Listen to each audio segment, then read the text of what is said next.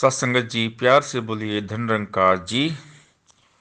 सत्संगत जी, ब्रह्म ज्ञान लेने के बाद हमें सत्संग, सेवा और सिमरन करने के लिए कहा जाता है। सत्संग, सेवा और सिमरन बहुत ही ज़रूरी है। अगर हम सत्संग कर रहे हैं, सेवा कर रहे हैं और सिमरन कर रहे हैं ना, तो निरंकार याद रहेगा। जितना ज़्यादा हम सत्संग करेंगे, सेवा करेंगे और सिमरन करेंगे ना, उतना ज़्यादा ही निरंकार के करीब रहेंगे। निरंकार का एहसास होता रहेगा। तो सबसे पहला जो है ना, सत्संग। सत्संग की महिमा अपरंपार है। सारे ग्रंथों ने सत्संग की महिमा का बखान किया है। सत्य का संग। सत्य क्या है? ईश्वरी निरंकार है।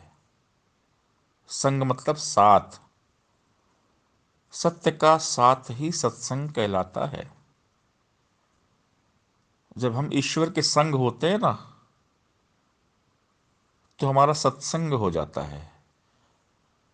और हम सत्संग में जाते हैं तो वहां पर हमारे मन को इस सत्य निराकार प्रभु के साथ में जोड़ा जाता है।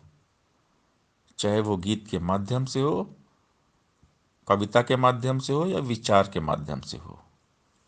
फोकस होता है निरंकार। केवल निरंकार से जुड़िए।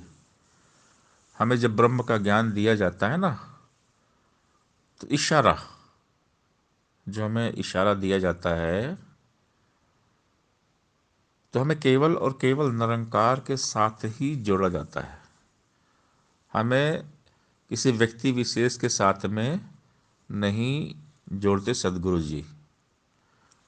हमें केवल इस ईश्वर निरंकार के साथ जोड़ते हैं और कहते हैं कि इसका सिमरन करो, इसका ध्यान करो। आनंद मगन हो नित सुख पाओ, तू ही निरंकार करो। गीत इसी के पल छिन गाओ, तू ही निरंकार करो। गुरु ज्ञान से इसे है पाया, तू ही निरंकार करो। मन बुद्धि को यहीं टिकाओ, तू ही निरंकार करो।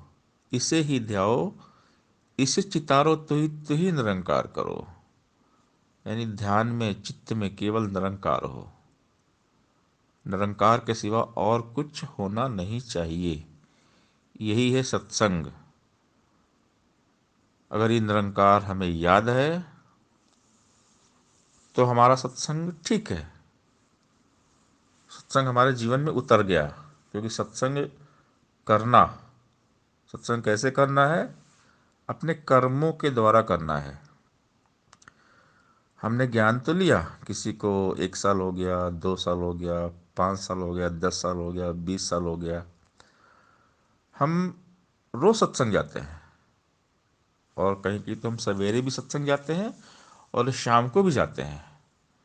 जैसे मुंबई में तो बहुत संगतें होती हैं, वहाँ तो रोज सवेरे भी होती है, शाम को भी होती है। तो हम सत्संग तो खूब करते हैं, बट ये बात ध्यान पे आना चाहिए कि जो हम सत्संग कर रहे हैं वो हमारे कर्म में कितना उतरा, हमारे जीवन में सत्संग कितना आया, हमारा जीवन सत्संग बना कि नहीं, ये हमें पता होना चाहिए। अगर हमारे जीवन में सुकून है, शांति है, मन शांत है, तो इसका मतलब हो गया कि सत्संग हमारे कर्म में आ गया है। और अगर अभी तक हम अशांत हैं, हमें सुकून नहीं मिला ना, तो इसका सीधा मतलब है कि हम सत्संग को जी नहीं रहे हैं। सत्संग हमारे कर्मों में आया नहीं है। सत्संग की महिमा तो अपरंपार बताई गई है, लेकिन जो सत्संग को जीता है उसके लिए, जो केवल सत्संग में गया, बैठा और जो बातें वहाँ बताई जा रही हैं उसको हमने फॉलो नहीं किया, अपने जीवन में अपनाया नहीं, तो सत्संग करके कोई फ़ायदा नहीं है। हम स्कूल में जाएं, रोज़ जाएं स्कूल में, लेकिन जो टीचर हमें पाठ पढ़ा रहे हैं, अगर हमने वो पाठ को पढ़ा ही नहीं, सबक याद नहीं किया तो परीक्षा में पास कैसे होंगे। बस यही यहाँ पर है सत्संग में। हम सत्संग भी एक आध्यात्मिक विद्या मंदिर है। हम सत्संग में जाते हैं, लेकिन वहाँ जाने के बाद हम क्या करते हैं? हम किसी की निंदा तो नहीं कर रहे वहाँ पे जाने के बाद में, किसी की चुगली तो नहीं कर रहे, क्योंकि निंदा और चुगली करने से सत्संग का प्रभाव कम हो जाता है। तो हमने संतों की तारीफ करना है, हमने कभी किसी के अवगुण नहीं देखना है। संत जो होते हैं ना, गुणों के ग्राही होते हैं। संत अवगुणों पे डालते हैं पर्दा। अगर किसी ने कोई गलती कर भी दी ना, तो हमने अनदेखा करना है, उसको क्षमा कर देना है, दिमाग से निकाल देना है। क्योंकि पूर्ण परफेक्ट केवल ईश्वर, ये गुरु है, ये निरंकार है। निरंकार के सिवा हम सब अधूरे हैं, हम सारे सीख रहे हैं। तो सत्संग जो करता है ना, वो कभी किसी की कमी देखता ही नहीं है।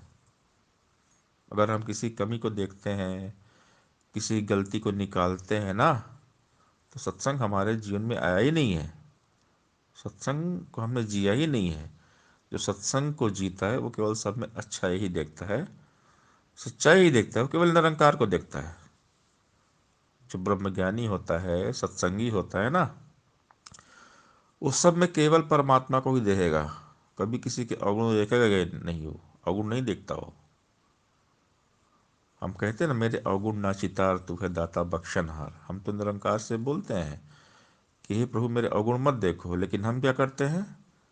हम दूसरों के अवगुण देखते हैं। तो बुरा जो देखन मैं चला, बुरा न मिलिया कोई, जो दिल खोजा आपना, तो हम सब बुरा न कोई। कबीर सब ते हम बुरे, हम तज भला सब कोई। महान संत कबीरदास जी कहते हैं कि सबसे बुरा मैं हूँ, बाकी सब मुझसे अच्छे हैं। तो सत्संगी की यही पहचान होती है। जो सत्संग करता है वो सबसे पहले अपने आप को सुधारता है, सजाता है, संवारता है। खुद को बदलेंगे तो दुनिया बदलेगी, सोच बदलेंगे तो सितारे बदल जाएंगे, नज़र बदलेंगे तो नज़ारे बदल जाएंगे। जैसी दृष्टि वही सृष्टि। तो सत्संग हमारे जीवन में आना चाहिए, तब जाकर बात बनती है। गुरु की बात को मानने से बात बनती है। केवल गुरु की हम फोटो की ही पूजा करें और गुरु की बात को ना माने तो बात नहीं बनती। गुरु की बात है, गुरु का वचन है निरंकार। निरंकार को जीना पड़ेगा।